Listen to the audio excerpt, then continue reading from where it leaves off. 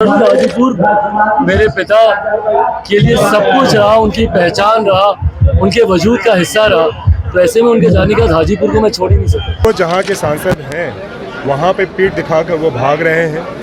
वहाँ की जनता ने जो उन्होंने आशीर्वाद दिया, उन्हें काम करने का मौका दिया, उन्होंने वहाँ पे क्या किया क्या नहीं किया, उन्हें जमुई की जनता को उन्होंने जिस तरीके से बेघर तरीके से उनको छोड़ दिया है, ये उन्हें पहले वहाँ जाके जवाब देना चाहिए। नमस्कार, आप देखना शुरू कर चुके हैं गणादेश बिहार और मैं आपके साथ सरोज सिंह।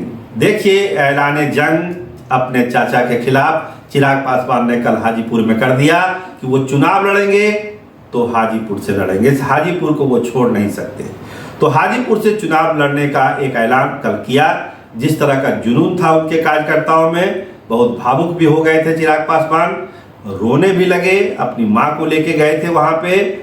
और एक जो पारिवारिक भावनात्मक बात होती है उन्होंने अपने समर्थकों से किया कि रामविलास जी का जो सपना है हाजीपुर को लेके, इस बिहार को लेके और इस देश को लेके, उसको हम कैसे भूल सकते हैं। हाजीपुर के विकास का और हाजीपुर के लोगों के साथ मान सम्मान की जो लड़ाई रामविलास पासवान ने लड़ी, उसको आगे बढ़ाने का काम तो मुझे करना है और मैं अपने पुत्र धर्म से विमुख कैसे हो सकता हूँ। तो खैर ये बात थी, लेकिन इसके आगे अब क्या, पशुपति पारस से उनकी आमने सामने की लड़ाई हो जाएगी।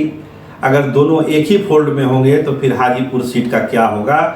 अगर और दूसरी बात कि अगर चिराग पासवान हाजीपुर से लड़ते हैं तो फिर जमुई सीट का क्या होगा, वहाँ से फिर कौन। तो ये मंथन चल रहा है जब से चिराग पासवान का वहाँ ऐलान हुआ है। पारस खेमे में भी चर्चा है कि क्यों ऐसा हुआ, क्या चिराग का जमुई से वोट बैंक खत्म हो रहा है इसीलिए वो हाजीपुर शिफ्ट कर रहे हैं। उनके नेताओं का भी बयान आया है, आप प्रिंस राज का बयान सुन सकते हैं। प्रिंस राज ने भी कहा कि उनका जो है जनाधार खत्म हो रहा है, इसीलिए वो हाजीपुर शिफ्ट कर रहे हैं। सुनिए क्या कह रहे हैं प्रिंस राज। किसी भी कीमत पर वो हाजीपुर से चुनाव लड़ेंगे। देखिए, ये स्वतंत्र भारत है, सभी को हक है, सभी स्वतंत्र हैं कि भारत के किसी भी कोने से वो किसी भी प्रकार का चुनाव वो लड़ सकते हैं। ये स्वतंत्र भारत की एक खासियत है। लेकिन वो जहाँ के सांसद हैं वहाँ पे पीठ दिखाकर वो भाग रहे हैं। वहाँ की जनता ने जो उन्होंने आशीर्वाद दिया, उन्हें काम करने का मौका दिया, उन्होंने वहाँ पे क्या किया क्या नहीं किया, उन्हें जमुई की जनता को उन्होंने जिस तरीके से बेघर तरीके से उनको छोड़ दिया है, ये उन्हें पहले वहाँ जाके जवाब देना चाहिए। और जहाँ से वो चुनाव लड़ना चाहें, इसमें कोई रोक टोक नहीं है, वो स्वागत है। तो प्रिंस राज को आपने सुना कि कैसे वो कह रहे हैं कि जमुई के लोगों को वो धोखा दे रहे हैं, वहाँ उनका जनाधार खत्म है, इसीलिए वो हाजीपुर जा रहे हैं। तो अब ये हाजीपुर सीट को लेके पंचायत कैसे करेंगे अमित शाह? पशुपति पारस को लड़ाएंगे या चिराग पासवान को लड़ाएंगे? जब दोनों एक ही फोल्ड में आने, एक फोल्ड में है ही एनडीए के फोल्ड में, चिराग पासवान के आने की संभावना है जैसा भाजपा के लोग कहते हैं। लेकिन अब चिराग के लोगों से कहिए तो वो कहते हैं कि अभी कुछ ठीक नहीं है, अभी हम कोई फैसला नहीं लेंगे, समय आएगा, वक्त आएगा तो इसका फैसला कर लिया जाएगा। कहने का मतलब है कि हाजीपुर पर दावेदारी चिराग पासवान ने ठोकर ये जतला दिया कि अगर एनडीए के साथ कोई समझौता अगर होता है चिराग पासवान का, तो हाजीपुर सीट हर हाल में उनको चिराग पासवान को देनी ही होगी और पशुपति कुमार पारस को वहाँ से विदाई देनी होगी, तभी कोई बात बनेगी। हाजीपुर के नाम पर कोई कॉम्प्रोमाइज चिराग पासवान करने नहीं जा रहे हैं। कल जो वहाँ पर हुआ वो सबके सामने है। तो क्या अब एक लड़ाई और छिड़ने वाली है?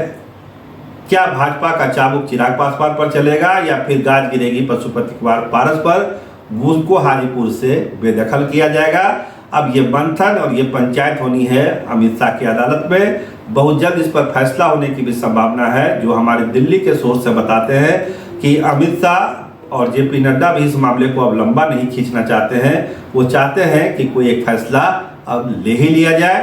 तो देखिए भाजपा आलाकमान इस पर क्या फैसला ले आता है। लेकिन 2-3 सवाल अब सामने आ गए हैं। चिराग अगर हाजीपुर में तो फिर जमुई से कौन, और अगर चिराग हाजीपुर में तो फिर पारस जी कहाँ जाएंगे?